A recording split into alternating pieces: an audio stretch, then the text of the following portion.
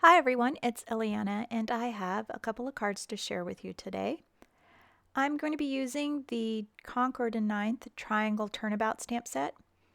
And for the stamp set, it's best to make a template. And so I cut a piece of inexpensive cardstock to 6.5 by 6.5. I drew a line from corner to corner on all four corners, and then I found the center point and did perpendicular lines to that. Then you take your stamp and then you're just going to line up certain triangles to that line.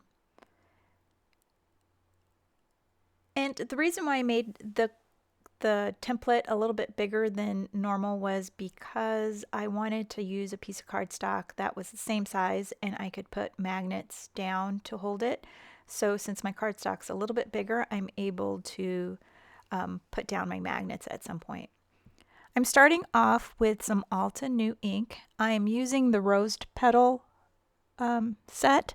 I'm going to be using the three lightest colors. The first one is Rose Quartz, and then Puffy Hearts and Purple Wine.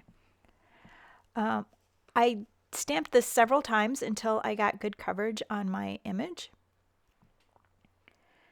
And then I put a little line down so I knew where my starting point was. That way I knew how many times I rotated my paper and wouldn't lose track.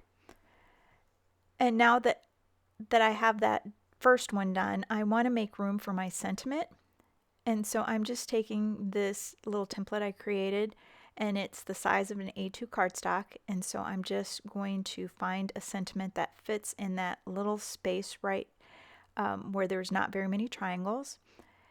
And I'm using the mini mandalas stamp set.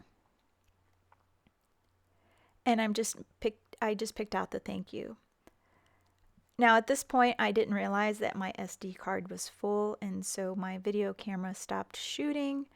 But what I did was I went ahead and stamped the entire pattern on some typing paper, and then I just cut out a little section just to create it as a mask. You'll see it later on down the line because I go back and I want to emboss, and so I use the mask again.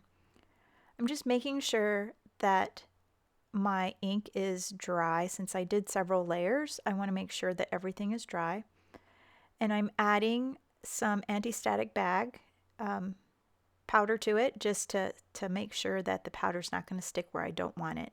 And it's still sticking, so what I do is just zap it with my heat gun so that I could just completely dry it. Just making sure there's no powder left. And I'm just going to run it across. I'm trying not to leave my heat gun onto the paper or else it'll start to warp. Once that's done, I'm going to go ahead and add some more anti-static powder to it. The powder will prevent the oils from your finger or anything that could cause static, and it'll prevent the embossing powder from sticking to where it's not supposed to.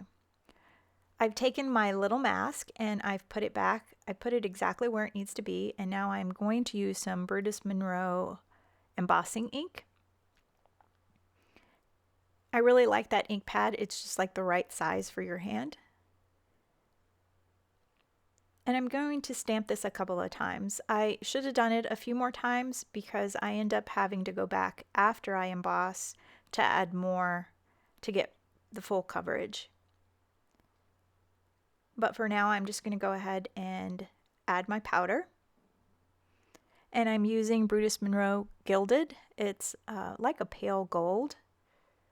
I just thought it would be really nice with all of the pinks. And now I'm going to melt the powder with my heat gun. I did miss a few spots, and so I'm just going to put it back into my MISTI. And there's a few gaps in the stamp so that you could put your magnet down. I'm adding more of the embossing ink. Don't forget to put your mask back on. And it's just a thin piece of typing paper. I did make a thicker mask when I was adding the color because I knew that the color would bleed through, and so I used a thicker piece. But when I got to this point, I had just cut it out with some typing paper.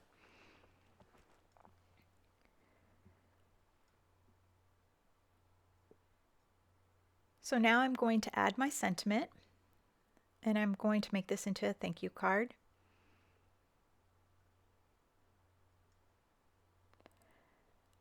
At first, I'm debating about whether I want to do this in gold, but then I think there's too much gold and it will get lost. And so I kind of debate about it, and then I decide that I'm just going to use black ink. So I pull out my VersaFine Onyx black ink.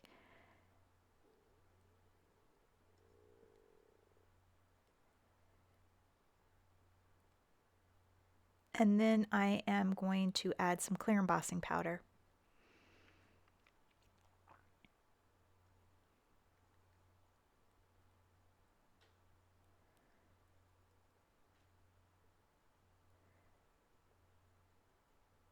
Once the embossing powder is melted, I'm going to trim down this panel. And I can't cut paper straight even with tools. I'm not sure why I have this problem. So for my first cut, I'm just going to line things up with my ruler and my craft knife. I'm going to make sure that it's as straight as possible, and then I have a good starting point. So now that I have that first straight line, now it'd be easier for me to trim this down. And I want to trim it down to a A2 size card panel, but then I'm noticing that I want the pattern to be even, so I just go in between a row of triangles. I'm making sure that there's no white left. And so now it's all completely trimmed out. And because it's smaller than an A2 card front, I'm going to add this little piece of gold. I've just pounced my embossing ink and added some powder to it, and then just made my own gold strip. I'm just going to add that to my top folding card.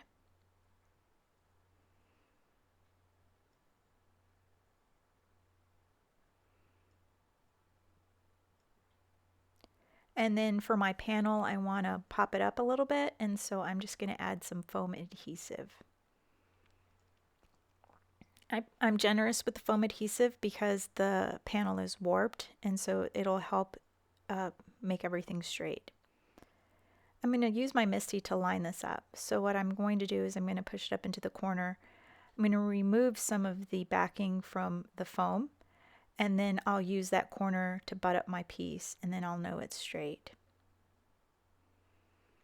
And then I'll reach underneath and pull out the remainder of the backing.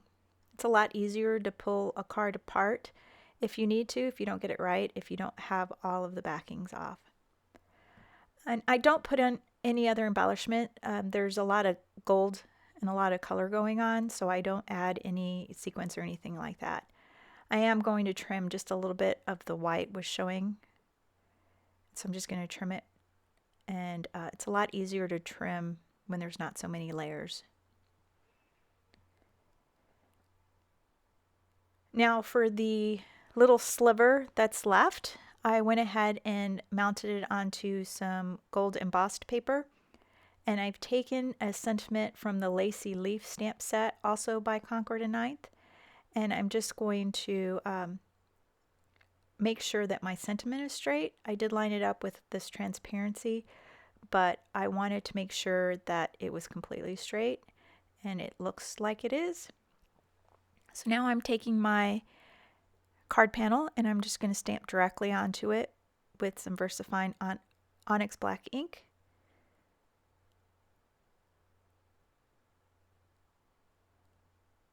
And then I'll go ahead and add some clear embossing powder.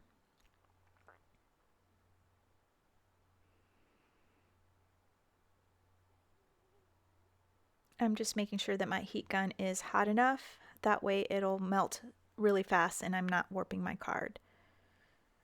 It does get a little bit warped, you can see it there. And now I'm going to add my front panel. There's a little spot that didn't get completely melted. And I'm using my sand eraser just to remove a little smudge. I'm using my straight edge to make sure that the panel is straight.